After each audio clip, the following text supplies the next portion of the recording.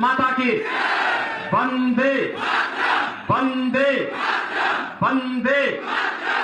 सप्त ऋषियों की तपोभूमि, जैन मुनि गंधर्व स्वामी की तपोस्थली,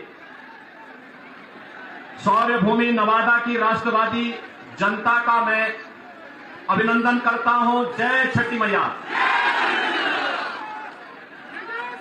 ज्ञान, कला और कौशल की भूमि बिहार के प्रणाम करथियों,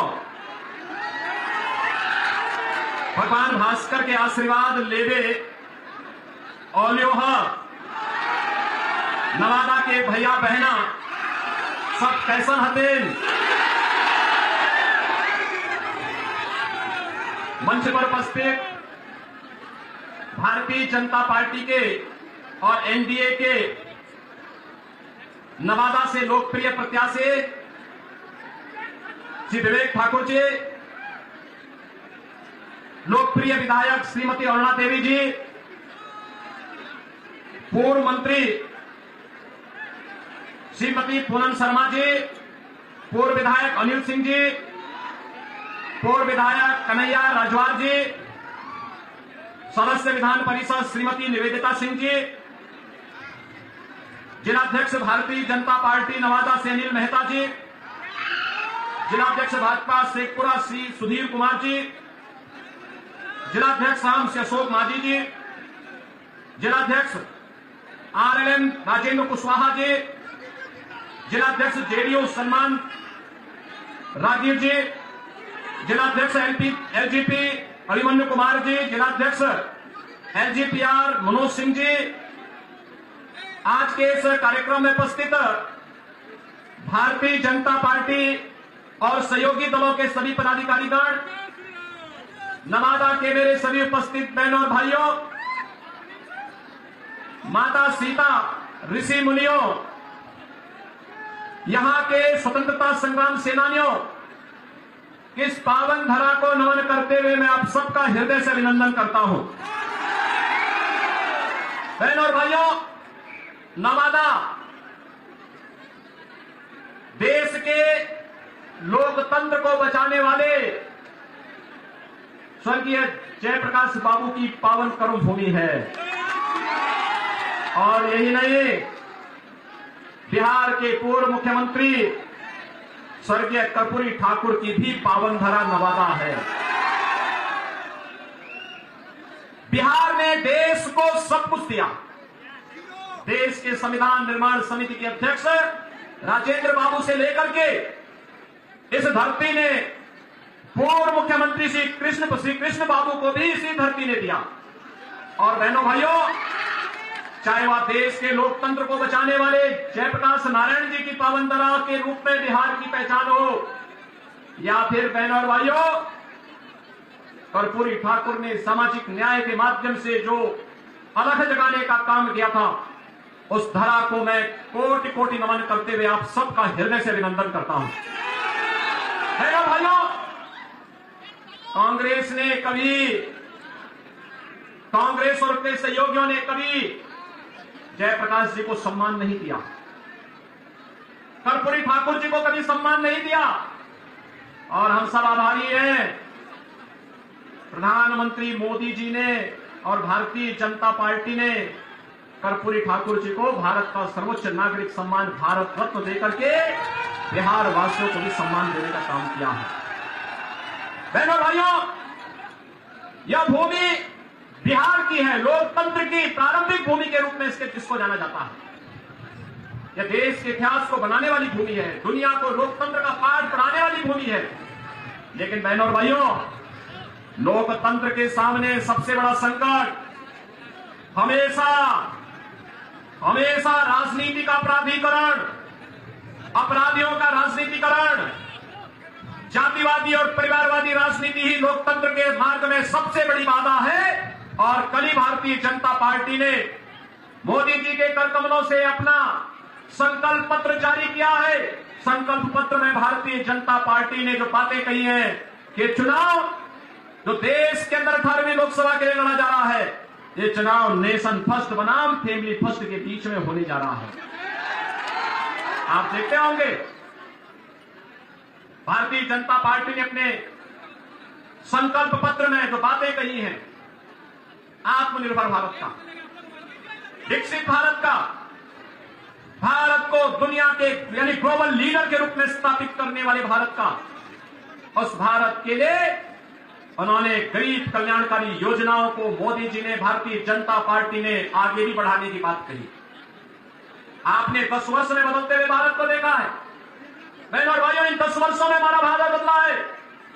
दुनिया के अंदर भारत को सम्मान मिला है, सम्मान बढ़ा है। आज भारत के पासपोर्ट की कीमत बढ़ी है, भारत की सीमाएं सुरक्षित हुई हैं, भारत के अंदर नक्सलवाद और आतंकवाद की समस्या का समाधान हुआ है। आप जानते होंगे 2019 के पहले जम्मू कश्मीर के अंदर शेष भारत का कोई नागरिक जमीन नहीं खरीद सकता था, नहीं खरीद सकता था। आज धारा 370 हटी। ये धारा 370 न केवल आतंकवाद की जड़ थी, बल्कि जम्मू कश्मीर को शेष भारत से अलग करती थी। धारा 370 के खिलाफ श्यामा प्रसाद मुखर्जी जी ने अभियान चलाया था। 1952-53 में उन्होंने कहा था, एक देश में 2 प्रधान 2 विधान 2 निशान नहीं चलेंगे, नहीं चलेंगे। बहनों और भाइयों, 1953 में डॉक्टर श्यामा प्रसाद मुखर्जी शहीद हो गए, कश्मीर के लिए बलिदान हो गए। लेकिन भारतीय जनता पार्टी नारा लगाती थी, जहां हुए बलिदान मुखर्जी, वह कश्मीर हमारा है। और बहनों भाइयों, मोदी जी ने और देश के गृह मंत्री अमित शाह जी ने डॉक्टर श्यामा प्रसाद मुखर्जी के सपने को साकार किया। कश्मीर में धारा 370 समाप्त करके आतंकवाद की ताबूत पर अंतिम कील ठोकने का काम भी किया। बहनों भाइयों, याद रखना, एक सुरक्षित माहौल में ही हम विकास की और सुशासन की परिकल्पना को आगे बढ़ा सकते हैं। नौजवानों के लिए रोजगार और आजीविका के साधन बढ़ा सकते हैं, कनेक्टिविटी को बेहतर कर सकते हैं, नौकरी और रोजगार की ढेर सारी संभावनाओं को आगे बढ़ा सकते हैं। और सुरक्षा का वातावरण आज नए भारत में है। आज देश के अंदर विकास के बड़े बड़े कार्य हो रहे हैं, हाईवे बन रहे हैं, रेलवे की बेहतर कनेक्टिविटी बनी है, एयरपोर्ट बन रहे हैं, IIT बन रही है, IIM बन रहे हैं, एम्स बन रहे हैं, 1 डिस्ट्रिक्ट 1 मेडिकल कॉलेज बन रहे हैं, वर्ल्ड क्लास यूनिवर्सिटीज का निर्माण हो रहा है, हर घर नल की योजना साकार हो रही है, और गरीब कल्याणकारी योजनाओं की तो कोई सानी ही नहीं। बहनों और भाइयों, याद करिए, 14 के पहले लोग भूखों मरते थे, भूख से मौत की शिकायतें आती थी, किसान आत्महत्या करता था, नौजवान पलायन करता था, महिलाओं के सामने आजीविका का साधन नहीं होता था। 2014 के बाद आपने बदलते हुए भारत को देखा है। आज आप देख रहे होंगे, पिछले 4 साल से देश के अंदर 80 करोड़ लोगों को फ्री में राशन की सुविधा का लाभ प्राप्त हो रहा है। 60 करोड़ लोगों को 5 लाख रुपए की आयुष्मान भारत की स्वास्थ्य बीमा का कवर मिला है। 50 करोड़ गरीबों के लिए जनधन अकाउंट खोल करके दिल्ली से आने वाला पैसा उनके अकाउंट में आएगा, इस बात की गारंटी दे दी गई। 12 करोड़ अन्नदाता किसान को प्रधानमंत्री किसान सम्मान निधि का लाभ दे दिया गया। और बहनों और भाइयों, 12 करोड़ गरीबों के शौचालय भी बने हैं। 10 करोड़ गरीब महिलाओं को उज्ज्वला योजना के कनेक्शन भी मिले हैं। 4 करोड़ गरीबों के मकान मिले हैं। और कल के संकल्प पत्र में भारतीय जनता पार्टी ने कहा है कि अभी 10 वर्ष में 4 करोड़ गरीबों के मकान बने हैं, अगले 3 वर्ष में, अगले 5 वर्ष में 3 करोड़ और लोगों के मकान बनाएंगे। बहनों और भाइयों, ईश्वर लालू जी को स्वस्थ करे, वह आबादी बढ़ाए और भाजपा आवास बनाने का काम करेगी। आवास बड़ा बनाने का काम भाजपा करेगी। 3 करोड़ गरीबों को फिर से आवास मिलेगा। बहनों और भाइयों, 2.5 करोड़ गरीबों को घर में बिजली के फ्री में कनेक्शन। डिजिटल इंडिया का सपना साकार हो रहा है। एक तरफ मोदी जी भारत को डिजिटल युग में ले जा रहे हैं, और दूसरी तरफ आरजेडी और उनके लोग आपको लालटेन युग की ओर पीछे धकेल रहे हैं। भाइयों, यही कहने के लिए हम लोग आपके पास आए। मैं आपसे पूछना चाहता हूं, ये जो कार्य मैंने गिनाए हैं, क्या ये आरजेडी और कांग्रेस कर पाती क्या? और मैं आपसे पूछना चाहता हूं, मैं तो यूपी से आया हूं ना, अयोध्या में रामलला का भव्य मंदिर का निर्माण कार्य का ये लोग कर पाते क्या? कर पाते? अयोध्या में रामलला का भव्य मंदिर बनने पे कैसा लगा आपको? अच्छा लगा ना? तो आपको खुश होना ही था, क्योंकि मैं देख रहा था रामलला विराजमान हो रहे थे अयोध्या में, उत्सव उमंग था बिहार में, और सबसे पहला उपहार रामलला मंदिर के लिए बिहार से ही अयोध्या धाम पहुंचा था। इसके लिए बिहार वासियों का अभिनंदन। और इसलिए बहनों और भाइयों, आज मैं आपसे कहने के लिए आया हूं, एक तरफ नौजवान के लिए आजीविका है, पीएम स्टार्टअप की योजना, पीएम स्टैंड अप की योजना, प्रधानमंत्री मुद्रा योजना, और इस बार तो संकल्प पत्र में एक बात और कह दी गई, अब तक 10 लाख रुपए तक का नौजवानों को ब्याज फ्री लोन मिलता था, अब इसकी राशि को बढ़ाकर के 20 लाख कर देंगे। बहनों भाइयों, आरजेडी रंगदारी वसूली से फुर्सत हो तब ना। आज बीजेपी और एनडीए की सरकार में रंगदारी नहीं, स्ट्रीट वेंडर को पीएम स्वनिधि योजना का लाभ मिल रहा है, और पीएम स्वनिधि का दायरा बढ़ा करके गांव के ठेला खोमचा रेड़ी लगाने वाले लोगों को, पटरी व्यवसायियों को भी इसका लाभ प्राप्त होगा। कल के संकल्प पत्र में भारतीय जनता पार्टी ने घोषणा कर दी है। बहनों भाइयों, आरजेडी हो या उनके सहयोगी दल, ये तमंचा लहराने वाले लोग हैं, इनको टैबलेट से क्या मतलब, इसलिए डिजिटल इंडिया का विरोध करते हैं। और बहनों भाइयों, भारतीय जनता पार्टी और सहयोगी दल आपको डिजिटल इंडिया में ले जाकर के आत्मनिर्भर भारत और विकसित भारत की परिकल्पना को साकार बनाने के एक सारथी के रूप में आगे बढ़ाना चाहते हैं। और इसीलिए हम लोग आए हैं आपसे कहने के लिए, हमें प्रधानमंत्री मोदी जी के विजन के अनुरूप विकसित भारत की संकल्पना को साकार करने के लिए आगे बढ़ना है।